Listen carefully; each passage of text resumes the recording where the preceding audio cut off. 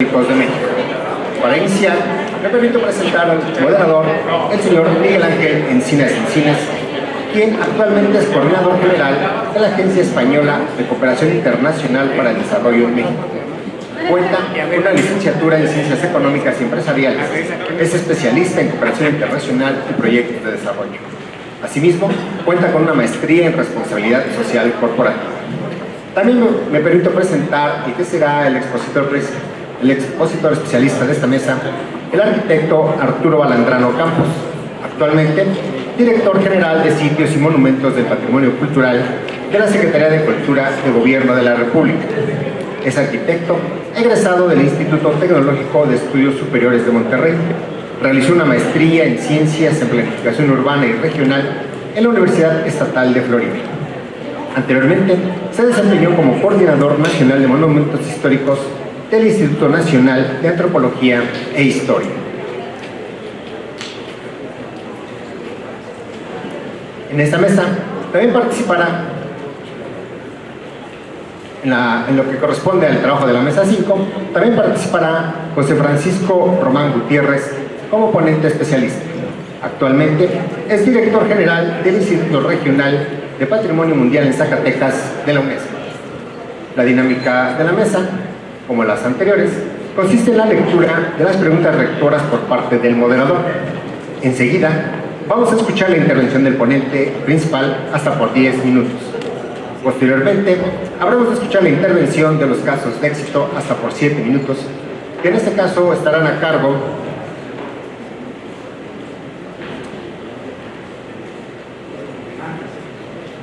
de la licenciada Gauribet García, directora del Centro Histórico de Morelia, de Juan Manuel Lugo Botello, secretario de Desarrollo Urbano y Medio Ambiente de Zacatecas, y de María Cecilia Padrón, directora de Cultura del Gobierno Municipal de San Luis Potosí. Una vez hecha la presentación, cedo el uso de la palabra al señor Miguel Ángel Encinas. Buenas tardes a todas y a todos.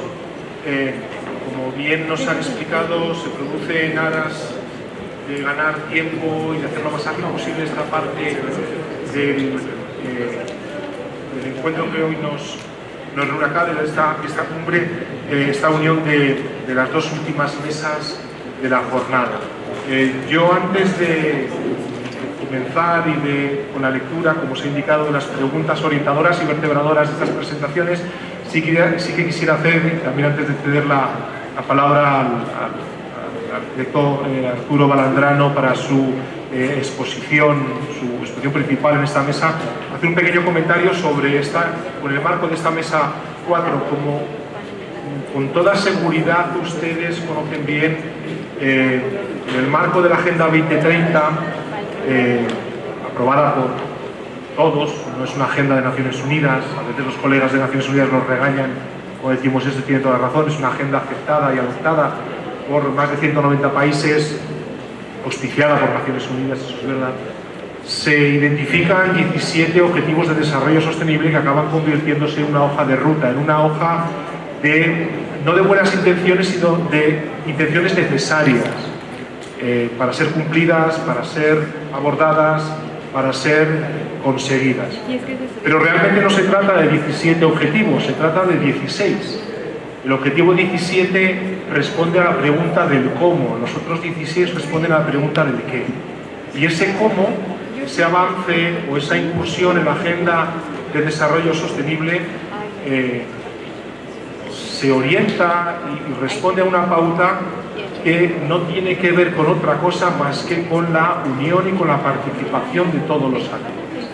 Lo que nos está diciendo el objetivo, el ODS 17, es que para conseguir los otros 16 objetivos de desarrollo sostenible es preciso sumar a todos los actores, independientemente de si son públicos o privados, si pertenecen a la sociedad civil o pertenecen a una fundación. Todos tienen algo que decir. El leitmotiv de la Agenda 2030, como ustedes conocen muy bien, es no dejar a nadie atrás. Por lo tanto, bien podríamos decir en este punto que para no dejar a nadie atrás hay que contar con todos.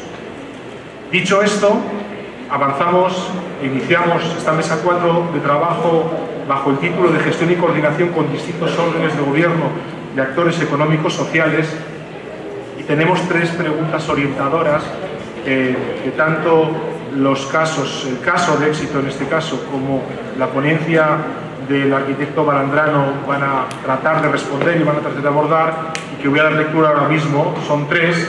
La primera dice así: ¿cómo se lleva a cabo una adecuada gestión de los centros históricos? La segunda se refiere a cómo son los retos de las tecnologías de información y comunicación para una buena coordinación de cooperación entre dependencias y ciudadanos.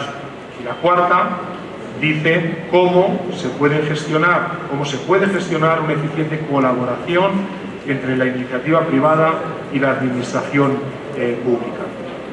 Dicho esto, cedo el micrófono y la palabra al arquitecto Arturo Barandrano.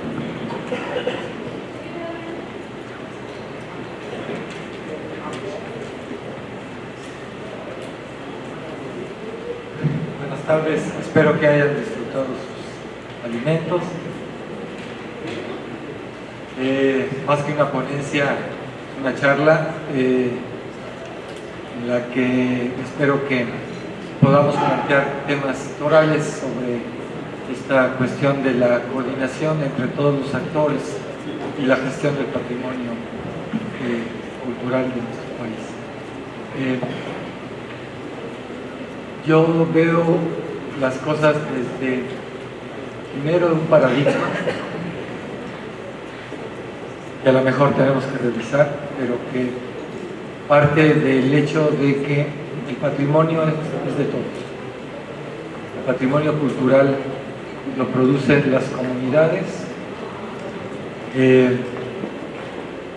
y los disfrutan todos los ciudadanos. El derecho de disfrutar ese patrimonio lo tienen todos los ciudadanos. Eso abre la puerta a que, si es el patrimonio tan valioso como consideramos que es, todos tenemos que participar. El problema es que existan los canales y las herramientas, las políticas públicas, los presupuestos, las normas que permitan que haya esa participación de todos los actores. Y yo creo que en nuestro país eso todavía es una ambición. Todavía no logramos que con todo este acervo de instrumentos podamos hacer que todos los actores participen en la conservación, el disfrute, la conservación y la transferencia de ese patrimonio a las siguientes generaciones. Y veo también el tema desde una vida de trabajo desde el ámbito federal. He trabajado prácticamente toda mi vida profesional en el gobierno federal como un servidor público.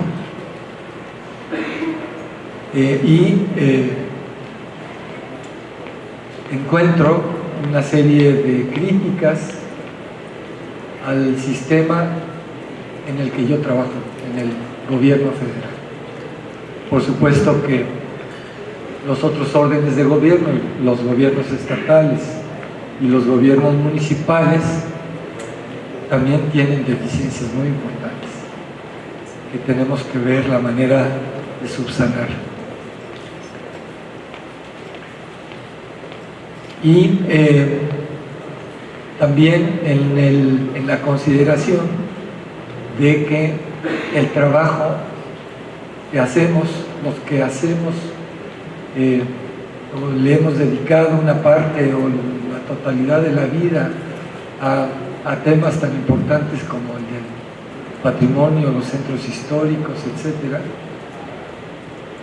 A veces nos vemos solos en la tarea de enfrentar los retos que significa esa conservación del patrimonio tan entrañable para nuestras comunidades. Nos vemos solos y enfrentamos problemas que a veces nos parecen irremontables, o porque no tenemos la experiencia, o porque no supimos qué hicieron en Segovia, España, o porque no supimos qué hicieron en Tlacotalpan, Veracruz, o porque nadie nos dio un tip o una asesoría para poder entrar de lleno con confianza a resolver realmente las problemáticas que queremos resolver desde nuestra trinchera, siendo servidor público en algún orden de gobierno, o siendo empresario que quiere intervenir en un centro histórico, o siendo vecino de un barrio que quiere conservar y que está viendo que se está deteriorando y no ve instrumentos a la mano para poderlo defender. Nos faltan muchas cosas. Yo empezaría por el tema de la normatividad. La normatividad que tenemos en el país, bueno, el país firmó la Convención de Protección del Patrimonio Mundial, Natural y Cultural en el 73. De hecho, mexicanos muy ilustres, entre ellos el entonces secretario de Educación Pública, después Jaime Torres Bodet, intervino en la redacción de la Convención y por supuesto fue un factor para que México aprobara la Convención y formara parte de la Convención. Y por lo tanto la Convención es nuestra legislación más alta en materia de conservación del patrimonio, tanto natural como cultural. Ya en el ámbito federal, y ahí hay un primer problema, es que la ley que rige la conservación del patrimonio monumental, todavía con conceptos que ya en las normas internacionales se están actualizando, la Ley Federal de Monumentos y Zonas Arqueológicos, Artísticos e Históricos es una ley federal que fundamentalmente le da competencias a la federación, aunque si lo lee uno con cuidado podrá ver que están ahí también responsabilidades de gobiernos locales y de comunidades. En esa ley la norma es: el patrimonio debe conservarlo el propietario. Yo hablaba de que todos somos propietarios del patrimonio, pero el sistema de tenencia de los bienes inmobiliarios, por ejemplo, pues abre la posibilidad de que el patrimonio sea privado, sobre todo el patrimonio histórico, no así el patrimonio arqueológico, y también el patrimonio artístico. El patrimonio histórico y el artístico pueden ser propiedad privada. De hecho, la mayoría de los bienes son de propiedad privada, más del 80%, y es el propietario el responsable de su conservación. El gobierno federal, a través de los programas que tiene la Secretaría de Cultura, en la Dirección General de Sitios y con los institutos Antropología e Historia y Bellas Artes y Literatura, canaliza recursos al patrimonio. Que, otra crítica importante, no son suficientes.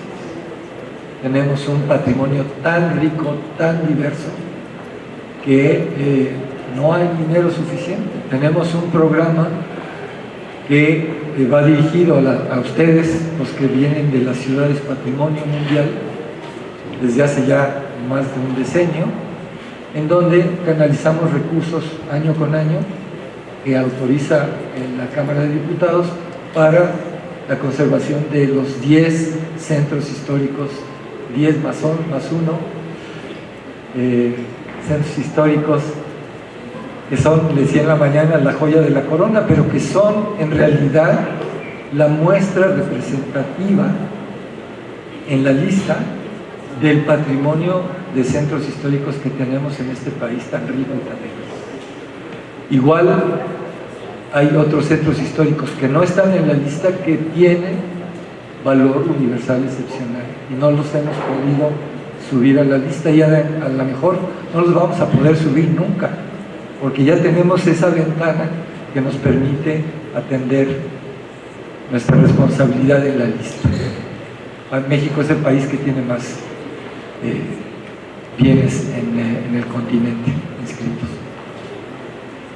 El problema es cuando hablamos del patrimonio que es propiedad de los estados, propiedad de los municipios o propiedad de los ejidos, propiedad de las comunidades, o siendo propiedad federal está bajo el resguardo de una asociación religiosa que tiene la obligación de conservarlo y mantenerlo, y no lo hace en la gran mayoría de los casos. Hay sus muy amplias y diversas excepciones.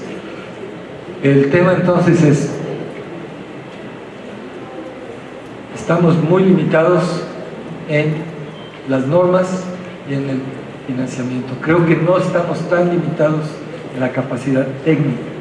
México ha destacado mucho en la capacidad técnica de sus restauradores, de sus conservadores y de sus equipos multidisciplinarios que hacen conservación. No así en los gobiernos locales, gobiernos estatales, municipales, que ya hemos visto muestras hoy, que están trabajando en esos temas y que están avanzando muy rápidamente. Yo creo que el tema más difícil, y aquí lo voy a dejar porque ya me dijeron que ya me pasé de tiempo, es el tema de la sociedad civil. La sociedad civil tiene un papel más importante que todos los demás actores, mucho más importante. Yo siempre he expresado que tengo envidia en el ámbito de la protección del medio ambiente, del patrimonio natural de nuestro país. México ha avanzado muy rápidamente en la organización de la sociedad civil para la defensa del patrimonio ambiental. Ya tenemos niños que nos detienen en la calle porque se nos cayó un papel y nos obligan a levantarlo, porque tienen conciencia de la protección del medio ambiente. Eso nos falta en el sistema de la protección del patrimonio cultural, el poder promover la organización de la sociedad civil para participar de una manera activa, con recursos, con capacidad técnica, con fuerza política, para defender, conservar, difundir y transferir el patrimonio cultural. Yo creo que ahí tenemos que trabajar todos, es una tarea que yo creo que tenemos que continuar. El esfuerzo, por ejemplo, que la AECID ha hecho para poder crear escuelas taller, y una parte de esa política tiene que ver precisamente con tocar y sensibilizar al pueblo de México, a las comunidades, a los empresarios, a los comerciantes, a los manifestantes que salen a la calle a defender un derecho fundamental, la no violencia contra el sexo femenino, y agreden el patrimonio. O sea, están conscientes de defender un derecho fundamental, la no violencia, pero se manifiestan agrediendo con violencia. Yo creo que tenemos que avanzar en ello. Es una tarea que a mí me preocupa todo el tiempo, que estoy trabajando en ello, y que, bueno, finalmente poner a disposición los recursos que la Secretaría de Cultura pone a disposición de todos para seguir haciendo alianzas con gobiernos locales, gobiernos municipales, gobiernos estatales, comunidades, ejidos, organizaciones religiosas, etc. Espero que este trabajo pueda rendir frutos en el largo plazo. Muchas gracias.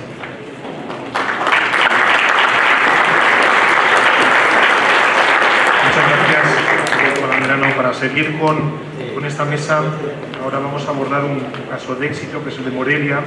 Para ello tenemos a la arquitecta Gauri García, que es coordinadora del Centro Histórico de Morelia y coordinadora de la Secretaría Regional de América Central, el Caribe y México. Le cedemos en este momento la palabra y el micrófono. Gracias. A ver, presentación. Hay un video por ahí, quisiera ver si me puede, no sé si se escucha bien, si pudiéramos correrlo, por favor.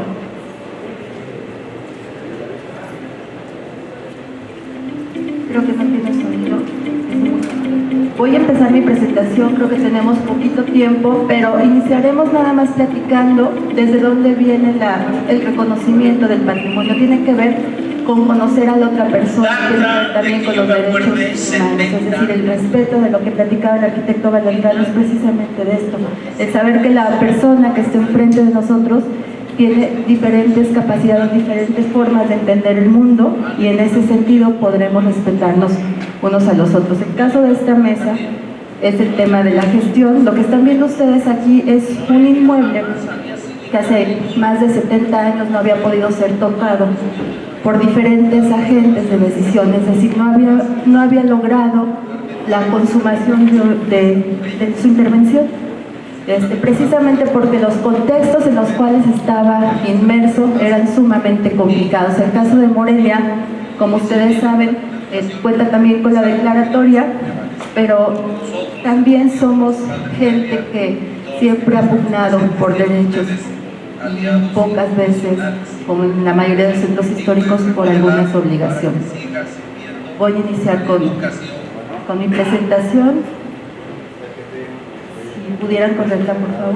Gracias. Morelia no es exactamente como vieron ustedes el video. Está empezando.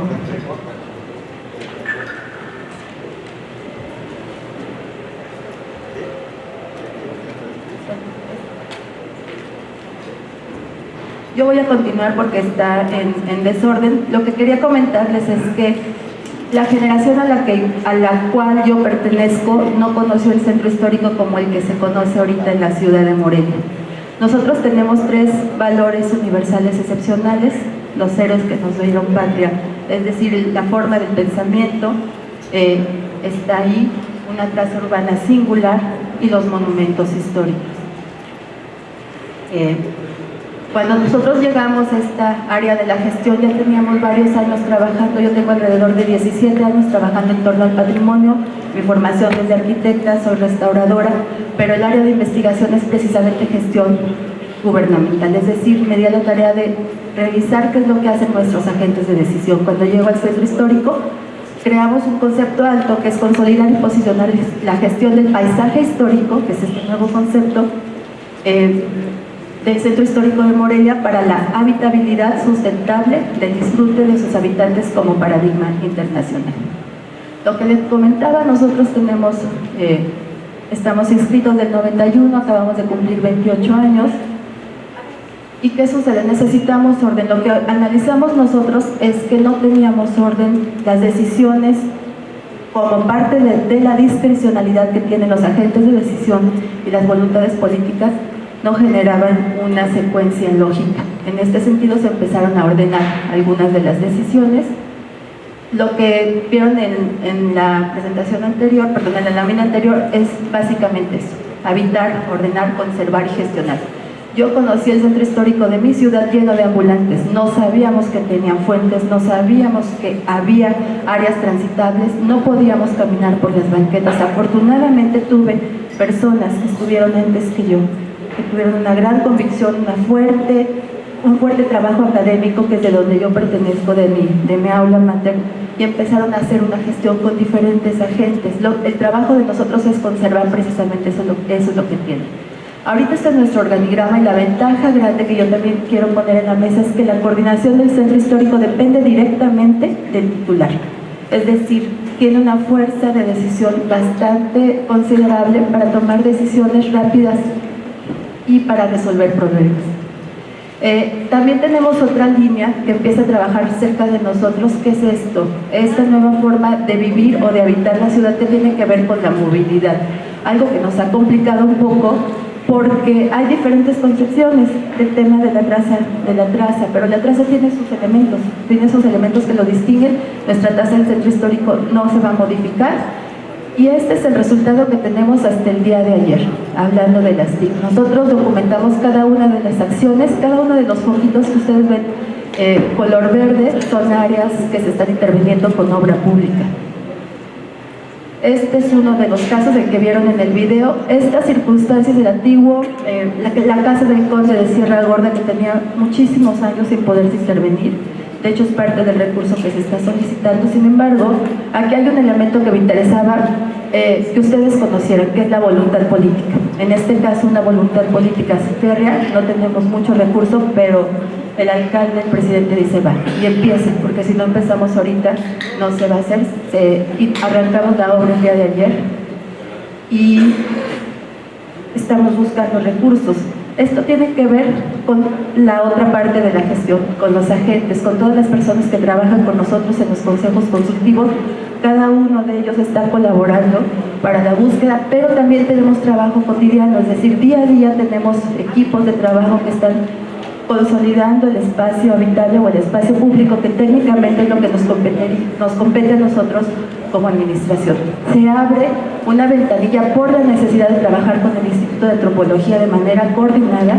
¿Qué hacemos nosotros? Orientamos a la población. No logramos tener la cantidad de recursos completa, sin embargo, esta ventanilla lo que hace es regalar los proyectos. Nosotros somos especialistas, debe haber especialistas en las áreas de tomas de decisiones del patrimonio edificado, necesariamente, porque si no, no puedes tomar decisiones adecuadas. Y entonces, este es el problema. Señoras y señores, yo quiero comentarles algo. Tengo muchísimos años trabajando de la mano con el Instituto de Antropología e Historia.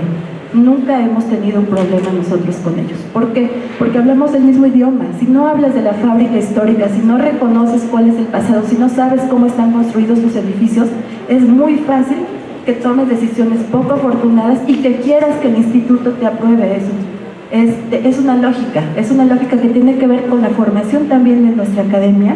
Yo afortunadamente pertenezco a una escuela donde estamos formados desde el inicio. Estudié arquitectura contemporánea, después estudié restauración, y esto me permite tomar decisiones, abrir una ventanilla y empezar a apoyar a la población. Se trabaja también con trabajos participativos. Me voy a ir muy rápido, el conde ya lo vieron. Estos son nuestros boleros son nuestros ojos. Tengo muchísimos boleros en centro histórico. El hecho de que no haya ambulantes no significa que no quiera ver, es un fenómeno latente. Ellos son nuestros ojos. Trabajamos con los guardianes del patrimonio. ¿Qué es lo que hacen? Empiezan a platicarle a la gente lo que conocen de la historia y lo que nosotros les llevamos a partir de nuestro archivo. Y esta es las terceras generaciones. Trabajamos con historias orales, vamos con las personas que viven todavía en el centro histórico para empezar a documentar lo que ellos conocen. Y el trabajo técnico, con el Instituto de Antropología, nuestros colegas peritos son especialistas, pero no siempre tenemos las mismas tomas de decisiones o el mismo criterio. Sin embargo, es importante nosotros poder reconocer de qué manera enfrentamos esto y saber defenderlo. Esto lo hacemos nosotros, esto no pagamos porque se haga, porque se tiene que hacer, se trabaja con especialistas. Y por último, lo que hablábamos para el tema de normatividad. Centro Histórico de Morelia tiene un reglamento, tiene cerca de 25 reglamentos que inciden de manera tangencial, pero ninguno absoluto para él. Lo que se está construyendo ahorita es precisamente, estamos juntando toda la normatividad para poder empezar a construir. Tenemos el problema que muchos de ustedes lo tienen también, nuestras casas modestas. Tenemos 169 casas, de ellas 5 están en peligro de colapso. ¿Por qué? No sé, porque nosotros tenemos todo eso documentado por medio de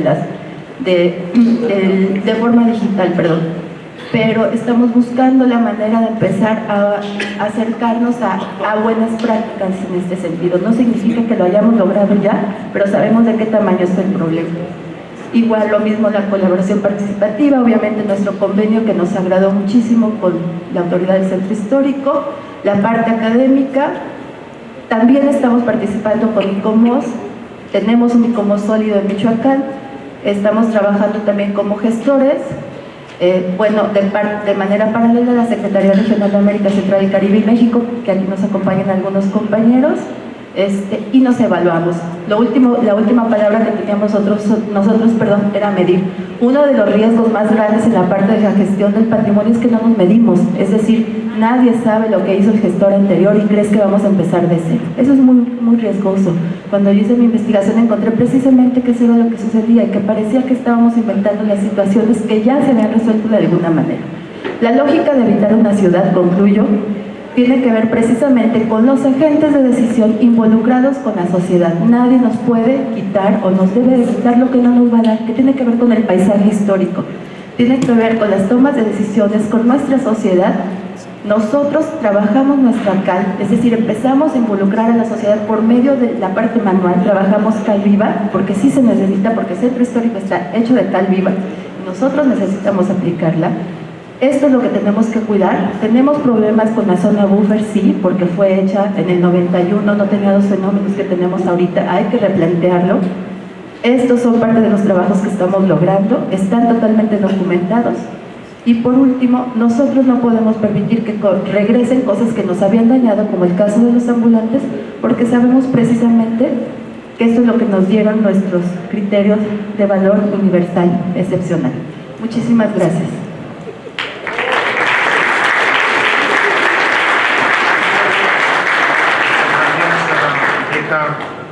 Gauri García. Antes de avanzar con la siguiente mesa, porque como hemos comentado al principio, las hemos fusionado, solamente comentar algunos elementos que luego deberán ustedes tener en cuenta en el espacio que se abra al final también de la segunda mesa para comentarios, intervenciones y preguntas a las personas que han intervenido. El arquitecto Balandrano nos ha hecho, se ha centrado y nos ha hecho ver la necesidad al final de su intervención, pero de una forma muy enfática, de incorporar a la sociedad civil para asegurar realmente y quizá de manera sostenible ese apoyo, esa presencia y ese trabajo con ese patrimonio común, con ese patrimonio que es de todos. Así empezó su intervención. También nos ha hecho ver que existe normativa, que existen recursos, quizá no siempre tan abundantes como quisiéramos, pero que sí existe eso, pero que él nos hacía ver un déficit, y era el de incorporación, el de sensibilización de la sociedad a todos estos trabajos que se están haciendo desde todas sus entidades. Por su lado, la arquitecta Gauri García ha complementado perfectamente la intervención, ya que nos ha hecho ver el trabajo que se viene realizando desde el espacio que ella coordina, que ella dirige en Morelia, y nos ha hecho recorrer cómo a través de las diferentes obras y espacios que nos ha mostrado se han ido incorporando diferentes actores para que el trabajo fuera tan eficiente como lo hemos podido ver. Incluso incorporando también de una manera y con esfuerzo a sociedad civil y generando, como ella ha denominado, esos espacios participativos que sin duda pueden ser algunos de los mayores éxitos que han tenido en Morelia. Nos ha hablado de apoyos interinstitucionales, nos ha hablado también de la incorporación de la academia, del INA, un trabajo magnífico que han realizado ellos. Yo les dejo estas ideas, son algunas, no son todas, evidentemente, las que han demostrado el arquitecto y la arquitecta, los expertos que hoy hemos tenido en esta mesa, pero para que ustedes lo retengan junto con las notas que han tomado para luego retomarlo al final de la mesa número 5. Y esta mesa 5, la que abordamos ahora, bajo el título de Equilibrio de usos y actividades de los centros históricos de México, cuenta con 2 ponentes iniciales y 2 casos de éxito. Vamos a ceder inicialmente la palabra, porque nos tiene que abandonar por motivos de urgencia y de agenda, Elisa Ruiz Covarrubias, que, como se ha presentado inicialmente, es subdirectora de proyectos de la Secretaría de Cultura del Gobierno de la República. Por tanto, micrófono y palabra. Muchas gracias. Es un honor estar aquí y compartir unas palabras desde la experiencia que tenemos en la Secretaría de Cultura Federal. Como mencionó nuestro titular, el arquitecto Balandrano, nosotros tenemos a cargo el programa que se dedica a dar apoyo a las ciudades mexicanas de patrimonio mundial. Desde nuestra perspectiva, que la verdad es un poco exenta de las problemáticas que vive cada ciudad, hemos percatado que las ciudades adolecen de tres grandes problemas. Uno es el crecimiento de la mancha urbana y también de las actividades económicas que se desarrollan dentro de los centros históricos. Y estos cambios del desarrollo tecnológico han modificado los patrones de vivienda dentro de las ciudades del centro histórico. Originalmente, pues sabemos todos que el centro tenía uso habitacional y poco a poco fue abandonándose ese uso para dar paso al sector comercial, lo cual ha ocasionado a su vez problemas de inseguridad dentro de los cascos históricos. Nosotros desde nuestro enfoque hemos tratado también a nivel estatal y municipal, han tratado de revertir estos procesos de despoblamiento de los centros históricos. También tenemos otro gran problema que es el uso de vehículos automotores. Obviamente las calles de los centros históricos no fueron diseñadas para tal efecto y a partir de la década de los 50 muchas de las disposiciones, traza, anchos de acera se fueron reduciendo para privilegiando a los vehículos. Y eso es algo que también en los últimos años revertido, y el caso que tenemos por aquí es en el centro histórico, que se han generado varias calles que son de acceso peatonal, y de hecho también a nivel internacional tenemos el caso de Burdeos en Francia, que es una ciudad que en un inicio la mayoría de sus plazas estaban ocupadas como estacionamientos, y lo que hizo la ciudad fue hacer un proyecto de gestión integral. Lo que contemplaba era el retiro de los vehículos dentro del centro histórico y para dar efecto crearon un sistema de volardos neumáticos donde solamente, para no desproteger a las personas que vivían en el casco, se creó este sistema de volardos donde solamente las personas que habitaban la ciudad podían ingresar a este sitio, y donde antes había grandes estacionamientos, ahora se diseñaron como plazas, lugares de esparcimiento para la población. Y como tercer gran problema es que en esta puesta en valor de los centros históricos, pues se han generado fenómenos de mercantilización dentro de los centros históricos aunados al desarrollo del turismo cultural, de manera que en algunos casos ya no sería sostenible. Estamos hablando del desplazamiento, de la gentrificación y el desplazamiento de los habitantes locales. Esto mismo también sucedió en Burdeos, que cuando mejoraron las condiciones del centro histórico y empezó a tener auge el turismo cultural, poco a poco el turismo fue forzando al centro histórico a cambiar las actividades económicas, y de hecho también hubo una plusvalía dentro del centro histórico, que para algunos fue un buen efecto, pero para otros fue el efecto contrario, porque las personas que siempre han habitado en el centro histórico se vieron obligadas a desplazarse a otras zonas porque ya no tuvieron el poder adquisitivo para pagar la vivienda o para sostener los impuestos. Que esto mismo está sucediendo en Venecia. De hecho, en Venecia el problema que tiene es de que con el gran turismo que tiene la ciudad, ha generado que las personas, con esta gran intensificación del turismo, deterioren la ciudad. Lo que ha hecho el gobierno de Venecia ha generado mayores impuestos para que la ciudad pueda hacer acciones de conservación por este uso intensivo. Estos impuestos son cargados al impuesto sobre la renta que tiene que pagar, o tiene lo que nosotros llamamos predial, a los habitantes. Entonces los habitantes ya no pueden sostener, y lo que han hecho es ofertar sus viviendas a través de esta nueva plataforma que se llama Airbnb. Si nosotros vemos un mapa de cómo está Venecia, casi el 95% de las viviendas están disponibles en Airbnb. Es decir, que ahora en Venecia tenemos una población flotante y no local. Y además, aunado de que los grandes eventos como la feria que tiene cada año en Venecia, ya no la puede disfrutar la población porque se llena de turistas.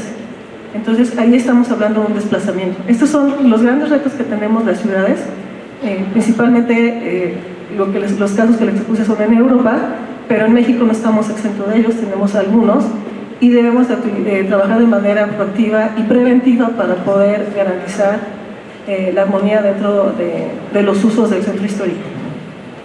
Muchas gracias.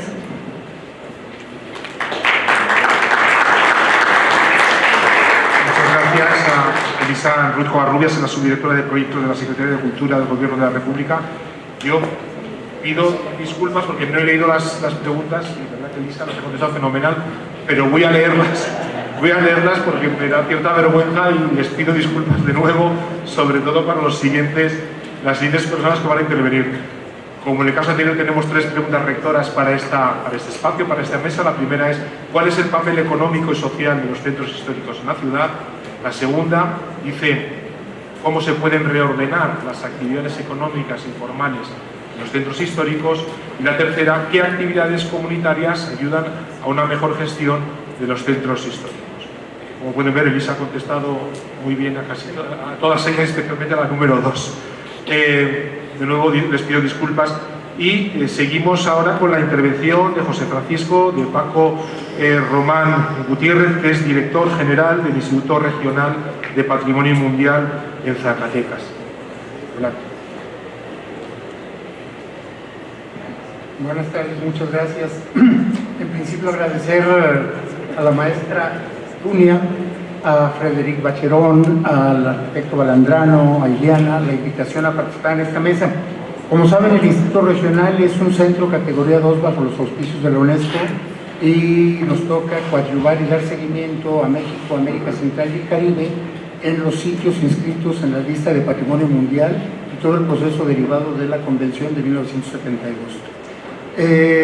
Quisiera plantear que en principio agradecer la participación en el primer encuentro o cumbre de centros históricos, justo por el gran problema que el día de hoy existe no solo en los centros históricos, sino en la concepción misma que se tiene en relación a lo que es ese ideal o esa idea de centro histórico, y que es parte de una problemática que tiene ya una larga trayectoria. Mi presentación está muy sintéticamente planteada para dar paso a más tiempo y poder comentar cosas.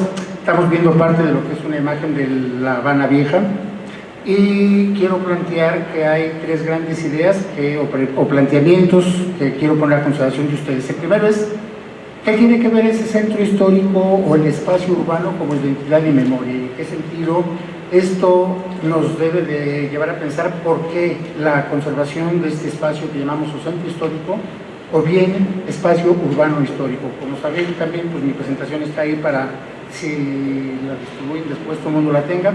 Y creo que en 4 vertientes es posible contestar esto. Las ciudades en conjunto son el espacio de confluencia de la vida pública y privada en todos sus ámbitos. Por más que hablemos del espacio público, sigue siendo un receptáculo de la actividad privada de individuos, de familias, de artistas, de académicos, de empresarios, de funcionarios públicos, y es ese espacio en donde, como gran modelo de la historia de la humanidad, pues las ciudades juegan un papel esencial en torno a la combinación de la vida pública y lo privado, en todos los ámbitos. Las ciudades, por definición, son los espacios de coexistencia de los poderes, cualquier tipo de poder, de las comunidades y de los individuos. Y en función de ello, pues el replanteamiento de qué son nuestras ciudades y hacia dónde van, debe de ayudarnos a pensar qué nueva dinámica, qué nuevos planteamientos. Y creo que todo lo que ha sido el transcurso de esta cumbre, pues nos ha mostrado con distintos nombres cómo se está trabajando, en qué perspectivas se está buscando la participación social, etc. Por definición también, el gran motor en la historia de la humanidad, de la economía, pues se encuentra precisamente en las ciudades como centros de activación de las economías de corto y largo alcance, como espacios de intercambio, como espacios de acumulación, como espacios de desarrollo de estas decisiones, etc. Y finalmente, en el espacio urbano encontramos la acumulación por excelencia de la memoria histórica de largo plazo que tiene toda cultura, toda civilización, por la transmisión de la ciencia, la técnica y el arte. Ahí se concentran justamente todos estos elementos. Podemos ver en la siguiente diapositiva una parte de la ciudad de Antigua en Guatemala, y en la segunda vertiente que pongo a consideración de ustedes es: a partir de la recomendación que en el año 2011 dio la UNESCO en torno a lo que es el paisaje urbano histórico como metodología para pensar la complejidad de las ciudades, ¿Cómo podemos ir haciendo compatible ese tránsito y ese proceso del concepto tan acuñado que tenemos, tan muy soberana y formidablemente construido que es el concepto de centro histórico? ¿Cómo vamos agregándole esas capas de información y de problematización que implica este concepto de espacio urbano histórico como una nueva metodología? Y creo que ahí el primer punto es el carácter transversal que tiene la vida urbana y su patrimonio cultural. Por mucho que tengamos encerrado un centro histórico en una poligonal inscrita como patrimonio mundial, es el gran referente de su área de amortiguamiento, de sus áreas de periferia y por supuesto de las comunidades que se encuentran en su entorno. Y es otro elemento a considerar dentro de esta idea del espacio urbano como parte de esa metodología. El otro elemento que es vital para pensar en esa transición es el papel que juegan las comunidades, y que lo retomo con más énfasis en el tercer punto, en torno a la vinculación entre el centro histórico como tal y las comunidades académicas, culturales, sociales, económicas, etcétera, que están vinculadas a ese espacio. Y finalmente que la vida, como nos lo han mostrado diferentes expresiones de lo que ya se ha mostrado en esta cumbre, pues el análisis del espacio urbano es una actividad que tiene que ser multidisciplinaria, pero también multicultural, y que hay que identificar agentes que hasta el día de hoy todavía no hemos incorporado y que son una ausencia que debemos de resolver justamente en muy corto plazo. Estamos viendo, pues aquí ha hablado, el centro histórico de la Ciudad de México, y la tercera parte de mi presentación es que el concepto clave en todo este proceso es para qué conservamos y en función de qué. Si aquí no pensamos en los seres vivos que habitan estos espacios, si aquí no pensamos en las generaciones que decimos para los que vienen al futuro, etc., si no pensamos en todo eso, no va a funcionar nada de lo que hagamos. Y en ese sentido, el concepto clave es: hay que impulsar una apropiación social de la cultura en sus múltiples vertientes para que efectivamente el patrimonio cultural sea un motor de desarrollo. Si no, va a ser una muy bonita idea, un muy buen deseo, pero no va a tener nada que ver con un desarrollo humano que implique los objetivos de ese desarrollo sostenible que se han comentado. Ahí están las propuestas de impulsar esa visión integral del espacio urbano como valor cultural, social, económico, histórico, en términos de espacio urbano en su conjunto, formación y capacitación en todos los niveles, que es lo que también han comentado y que es parte, pues, de esa propuesta de lo que debe cumplir nuestro instituto: formación de capacidades, educación y sensibilización, colaboración multirregional, y finalmente que fortalezcamos todo lo que tiene que ver de ese patrimonio cultural inmaterial vinculado a ese patrimonio edificado al espacio urbano para recuperar cohesión social y el tejido que nos está haciendo falta en este momento. Muchas gracias.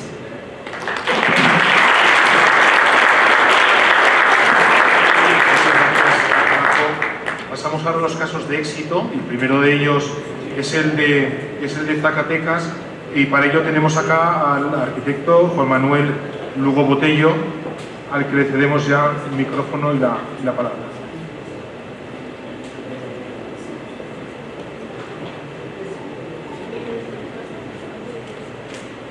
Bueno, muchísimas gracias. Primero quiero agradecer esta cordial invitación que nos hicieron. En nombre de mi presidente municipal, Ulises Mejía, que el día de mañana estará por aquí en la firma de un convenio de colaboración. Y bueno, pues más que nada aprender de este tipo de experiencias, ¿verdad?, que se han vertido aquí en la mesa y que sin lugar a dudas pues son de mucha reflexión, de mucha madurez, de mucha ayuda para coadyuvar en este proceso de lo que es el cambio y transformación que han tenido las ciudades y principalmente los centros históricos. El tema, uno de los temas importantes, no lo traigo propiamente en la presentación, pero sí quiero comentarlo, es el caso de éxito que hemos tenido en la ventanilla única de gestión, que se ha implementado a partir de octubre del año pasado, y donde hemos tenido alrededor de 130 casos de intervención de fincas en el centro histórico de la ciudad. Esto habla pues del nivel de preocupación que se tiene por parte del municipio, pero también del Instituto Nacional de Antropología e Historia, y en su caso del Gobierno del Estado a través de la Secretaría de Desarrollo Urbano, que se ha sumado a esta iniciativa y que mucho coadyuva precisamente pues para ir reforzando los trabajos de conservación y preservación del patrimonio. Otro punto importante es que prácticamente está a punto de conformarse el Consejo Consultivo del Centro Histórico y del Patrimonio Cultural del municipio. Y es así porque no nada más ha habido la preocupación de cuidar lo que pues está denominado como Centro Histórico Patrimonio, sino de todos aquellos sitios históricos emblemáticos que están en torno a la ciudad, inclusive dentro del municipio, cascos de hacienda o algunas casas grandes que se ubican donde había donde hay todavía importantes vestigios históricos y que vale la pena conservar. Como parte de este modelo, pues, de atender todo lo que tiene que ver con lo histórico, pero también con la parte cultural y de cómo preservar parte de estos valores. Recientemente se firmó un convenio de colaboración, ¿verdad?, con la autoridad del Centro Histórico de la Ciudad de México, ahí en el municipio de Zacatecas, y bueno, pues es parte de la colaboración que se ha tenido. Y recientemente también hubo un congreso, un simposio internacional del ICOMOS en Zacatecas, y que coadyuva pues en estas acciones de colaboración, y un taller de conservación y preservación del patrimonio, donde se analizó la delimitación que actualmente tiene el Centro Histórico de la Ciudad de Zacatecas. Y en este análisis, bueno, hay vestigios históricos de minas que había alrededor, o de yacimientos mineros o de reales de minas, ¿verdad?, que están muy bien identificados en mapas históricos, y que bueno, ciertamente cuando se hizo la delimitación que se realizó en uno de los mapas antiguos o en diversos mapas antiguos de la ciudad, estos vestigios históricos no estaban considerados. Entonces ahí la pregunta es si realmente vale la pena el replanteamiento de lo que hoy en día se tiene considerado como el centro histórico de la ciudad. Y bueno, para atender parte de algunos de los cuestionamientos o preguntas, el papel económico del centro histórico. Yo aquí preguntaría, ¿no es más importante el papel cultural y el papel social y el papel tangible e intangible de nuestro patrimonio más que el papel económico? Bueno, sin lugar a dudas, pues es importante, ¿no? Y creo que parte de estas acciones de cómo ir preservando, pronto, apenas acabo de empezar. Bueno. Ya hasta se me puede. Bueno, si realmente es importante el replanteamiento a través de esa creación del Consejo Consultivo, tenemos también un avance importante de lo que es el plan de manejo del centro histórico. Entonces, bueno, cómo coadyuvar pues en el fortalecimiento de este tipo de acciones, y que pues mucho van a ayudar o coadyuvar para esta reflexión. Actividades comunitarias complementarias.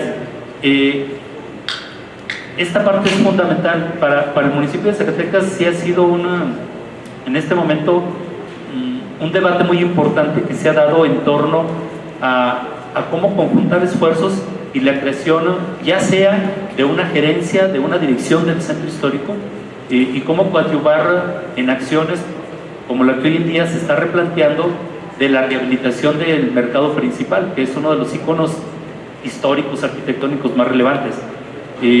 Acciones comunitarias que tienen que ver con el replanteamiento de la remodelación, la restauración urbana de algunas de las calles y de circuitos internos que están propiamente dentro del centro histórico, y cómo llevar a cabo este replanteamiento. Hoy en día se tiene un problema muy grave de las bóvedas del drenaje subterráneo, y ha habido una preocupación muy importante de las diferentes dependencias. No obstante, no existe el recurso económico para ello.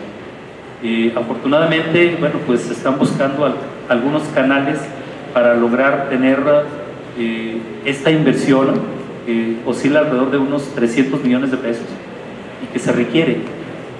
Una de las causas importantes o de los problemas que se tienen en estas bóvedas de drenaje es que algunas de ellas se construyeron hace más de 150 años.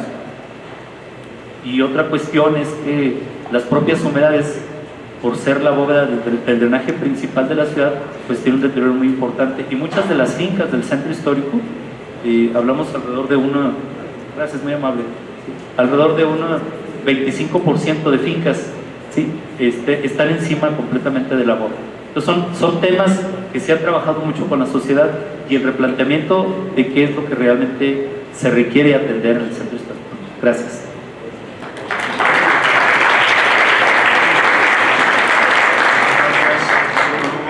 Luego tenemos un espacio donde se podrá ampliar, también al calor de las preguntas y los comentarios, algunos de los puntos que se han que se han abordado.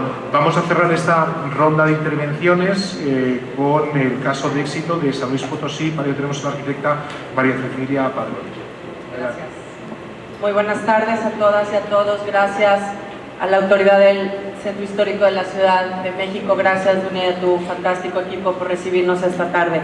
Un saludo a todas y a todos de parte del alcalde de San Luis Potosí, el maestro Javier Nava Palacios. Y como el tiempo es un verdugo, voy a dar inicio rápidamente a la presentación que hemos titulado a cuento de esta participación: San Luis Potosí, derechos culturales y equidad territorial. ¿Me pueden apoyar con la...? Muchas gracias.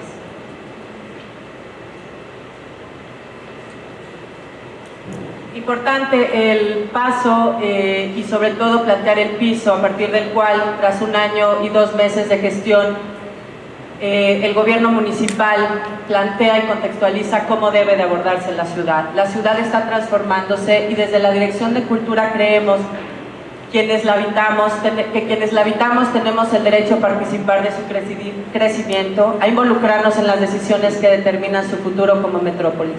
También tenemos derecho a la vida comunitaria, a mantener la memoria histórica de nuestros barrios tradicionales, a vivir el centro histórico, a ocupar las calles, las plazas, los jardines y los espacios públicos. Deberíamos poder diseñar con libertad el espacio público que usamos todas y todos. Las y los potosinos tenemos y abrazamos la idea de que tenemos esa facultad de decidir sobre el territorio que nos es común, es decir, tenemos todos un derecho a la ciudad.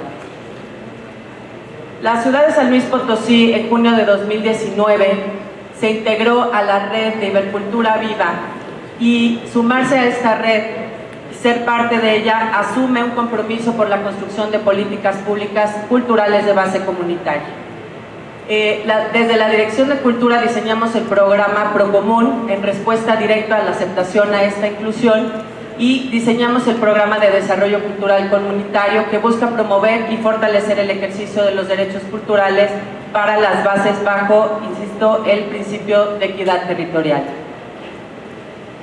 Un caso particular, no sé si de éxito, pero que nos ha acompañado desde prácticamente el inicio de la administración. La ciudad de San Luis Potosí atraviesa por distintos problemas de movilidad.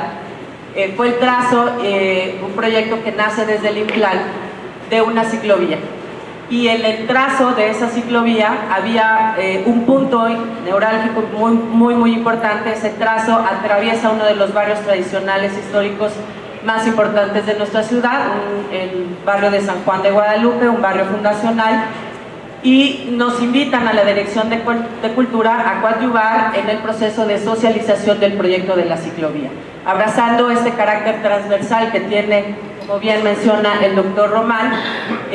Incide la Dirección de Cultura con este proceso y nos acercamos a los vecinos y vecinas del barrio para comenzar a codiseñar y a platicar sobre qué pasa con ese tramo de la ciclovía que atravesaría su barrio. Fue así como creamos el Laboratorio de Ciudad, Cultura y Comunidad, que hoy sigue activo. Nos reunimos todos los jueves en el Salón Parroquial del barrio, y este es un ejercicio urbano participativo. San Juan de Guadalupe es uno de los barrios tradicionales que tiene una antigüedad de más de 300 años.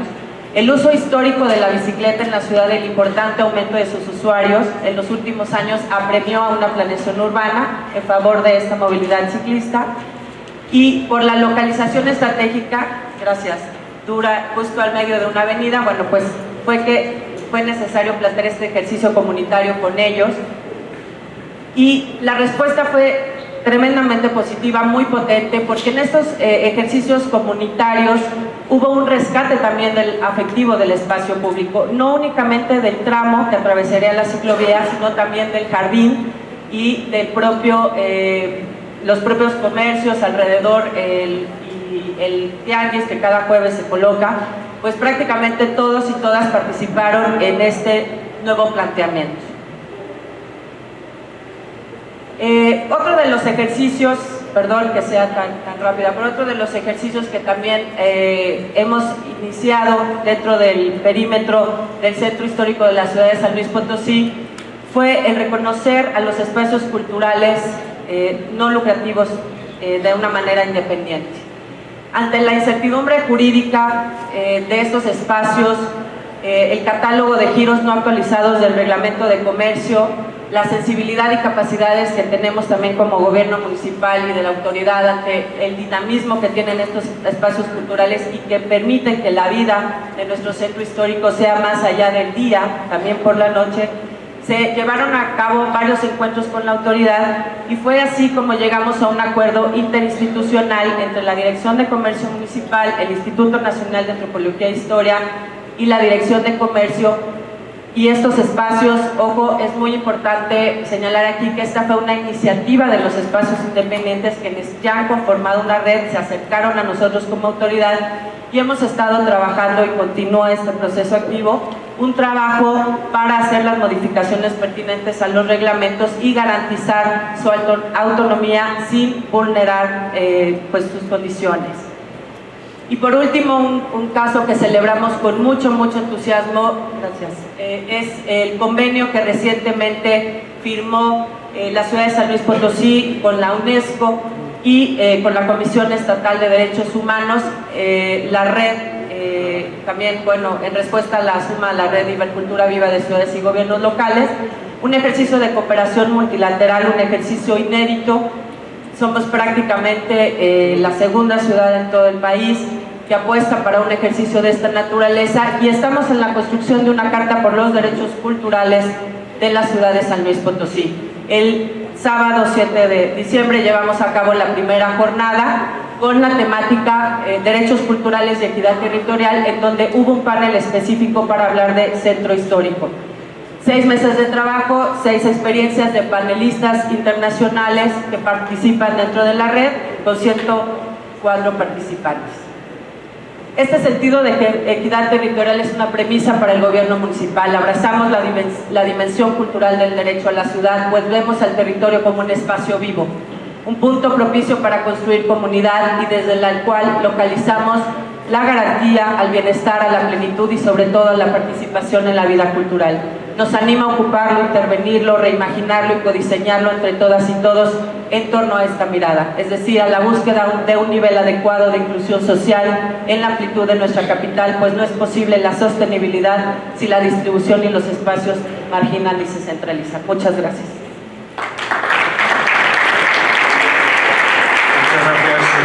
Ya con esto finalizamos las intervenciones y antes de abrir el turno de preguntas, comentarios, intervenciones concretas o algún tipo de cuestión a las personas que han intervenido, yo sí quisiera, como en el caso anterior, volver a mencionar algún punto específico de las diferentes intervenciones que acabamos de oír. En la primera de ellas, Elisa Ruiz nos comentaba y nos hacía un pequeño análisis, pero bien exhaustivo, sobre problemas y posibles soluciones que habían surgido en determinados espacios y determinadas ciudades relacionadas y vinculadas con nuestros centros, con los centros históricos. Hablaba de inseguridad, nos provocaba también con temas de tránsito, estábamos hablando de despoblación, desplazamiento de población local, pero al tiempo gentrificación, y nos ha querido de alguna manera hacer ese mix entre retos, problemas y también algún tipo de soluciones y de respuestas que se han venido dando. Por su lado, Paco Román, yo me quedaría con algo que creo que es bastante provocador en un espacio como este y que de alguna manera estamos buscando todos y que todos trabajamos para esto. Él nos dice que de alguna manera, respondiendo a la pregunta de para qué el centro histórico, para qué los centros como los que tratamos de dinamizar o de proteger o de poner en marcha, y su apropiación, y que la respuesta que él nos lanza es que la apropiación social es absolutamente necesaria, la apropiación social y cultural, si realmente queremos que estos centros sean motores de desarrollo. Creo que aquí se concitan muchos de los elementos que hemos estado abordando a lo largo de la mañana. Por su lado, el arquitecto Lugo también nos ha provocado con una idea que realmente es importante y que nos hace reflexionar. Ustedes que son profesionales del sector seguramente lo tendrán muy presente, y es ese papel económico del centro histórico versus o opuesto o no a ese papel social, económico, cultural. Yo creo que no es preciso divorciar esos dos espacios, y el arquitecto Lugo nos lo ha lanzado también como un elemento de provocación y también para un debate que seguramente necesita mucho más espacio. Por último, María Cecilia Padrón nos ha hecho manejar un tránsito, nos ha hecho transitar entre lo específico y lo más estratégico, nos ha narrado cómo desde su gestión se han puesto en marcha procesos de socialización, uno de ellos muy concreto en el tema de la ciclovía, pero que al final del día estamos hablando casi de una presencia internacional y regional vinculado a algo tan importante como son los derechos culturales, y cómo desde San Luis Potosí se está de alguna manera liderando y poniendo sobre la mesa ese espacio. Nos ha llevado de la mano, como les digo, desde lo más concreto, desde su trabajo diario y de coordinación con diversos actores, coordinación interinstitucional, hacia algo mucho más estratégico, por así decirlo, y que sin duda debe abonar nuestro trabajo, que es el de los derechos culturales. Dicho esto, y sin ánimo de ser especialmente estricto, como han podido ver, que se han vertido muchísimos comentarios, muchísimas ideas. El tiempo ha sido muy limitado, eso hay que reconocerlo. Abrimos, Dunia, ¿te parece este espacio? Y creo que tú tienes la primera palabra. Aprovechando que me iba a tocar participar, pero renuncié para tener un poquito más de margen. Y que además espero que en la mesa de financiamiento, tanto los entes nacionales como internacionales, nos digan cómo bajar un chorro de recursos, porque sí dan ganas como de discutir un poquito más de tiempo, pero bueno, tenemos el panel de financiamiento.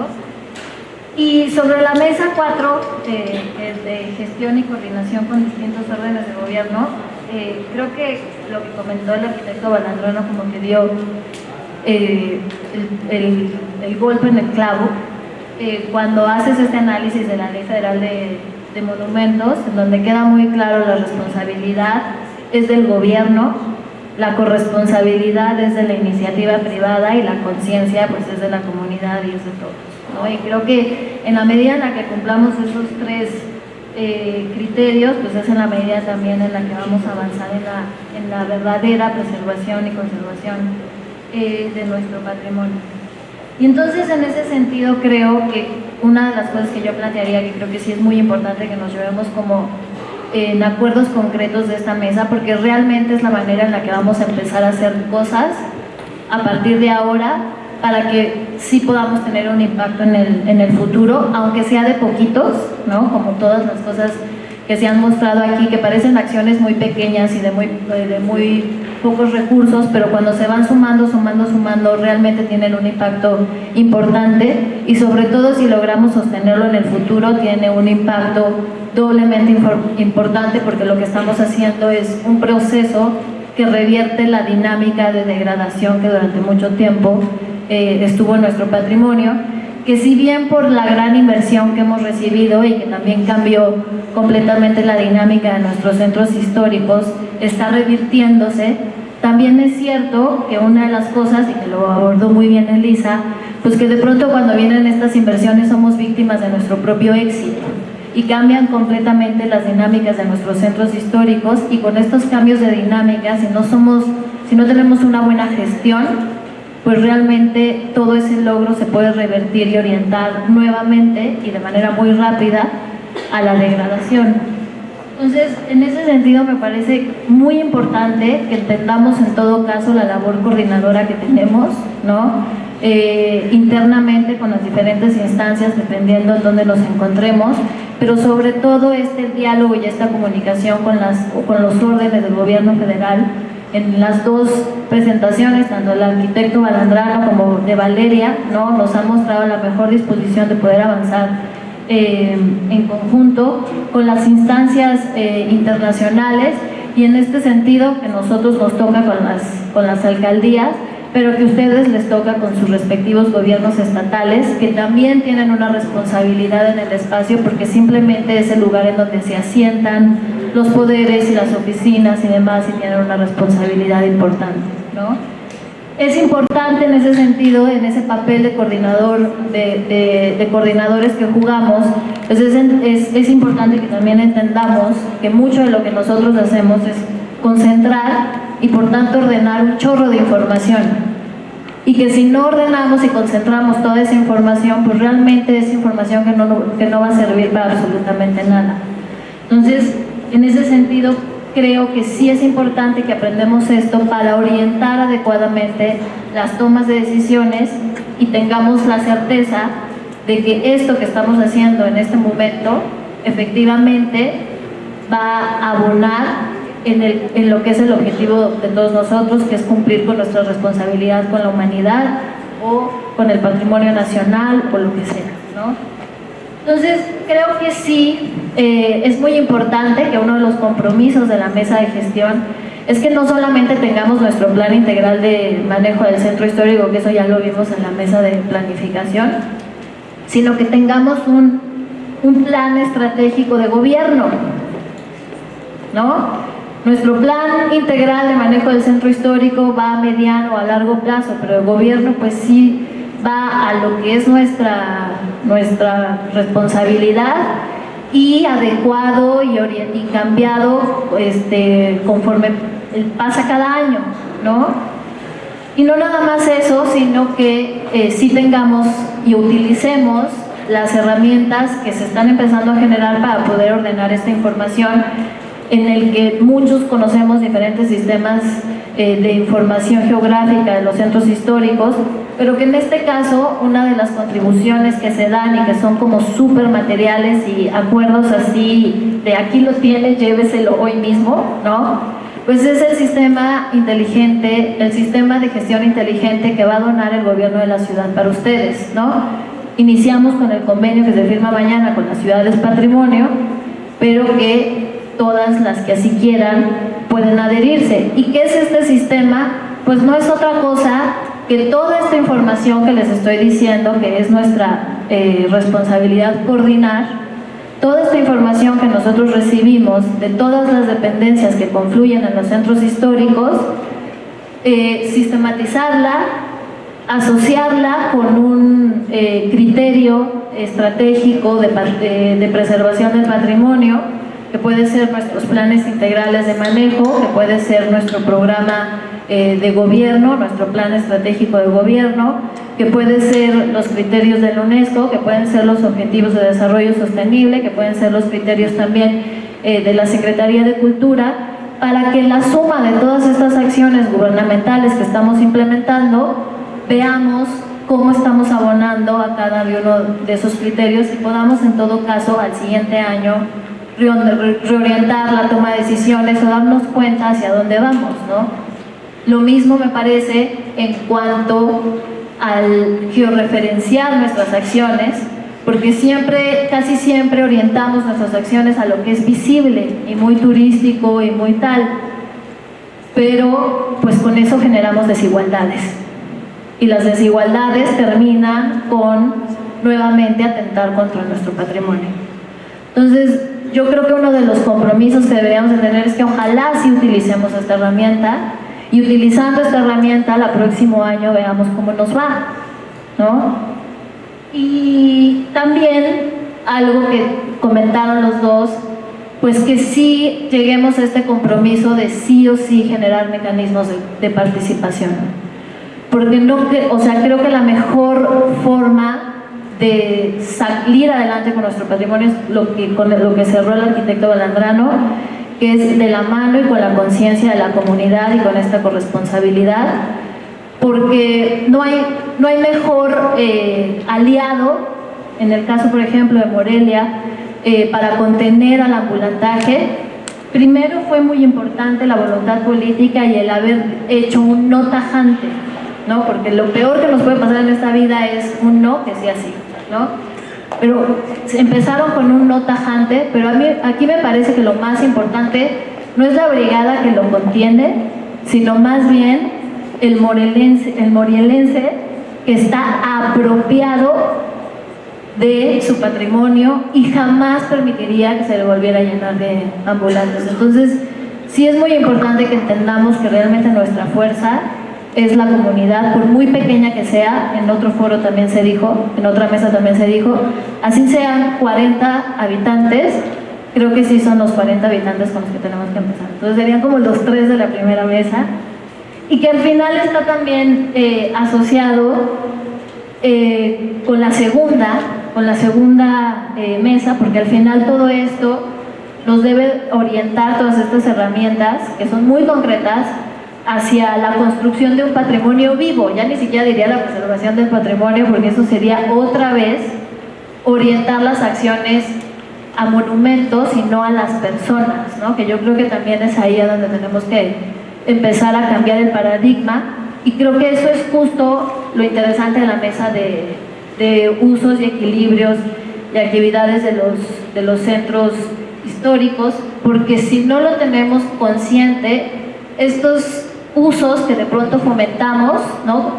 Si no los equilibramos, te llevan nuevamente el tema a la degradación, como comenté hace un momento, ¿no? Entonces sí creo que es importante que todo el tiempo estemos equilibrando este tema, y que además es muy interesante porque así empezó también la conversación con lo que dijo la Secretaria de Desarrollo Urbano y Vivienda, el haber orientado el desarrollo de nuestras ciudades al beneficio del inmobiliario, del privado, y pareciera que esa era la intención. ¿Cómo hacemos para desarrollar, no importa hacia dónde nos llevara? Pues hoy como ciudadanos está pagando la factura de no tener agua, de haber deteriorado mucho nuestro patrimonio y demás, ¿no? Entonces creo que sí es muy importante que en ese tema avancemos en criterios específicos, como el equilibrio y el orden, que sería otro que pondría sobre la mesa para el tipo de actividad.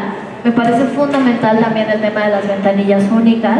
Creo que sí es algo que qué bueno que ya se esté haciendo en Zacatecas, porque mucho de lo que detiene la inversión es las 1000 ventanillas para poder avanzar. Ya voy. Y finalmente, nuevamente la actividad y la participación de la ciudadanía. Ya, acabé. Gracias. Tiempo.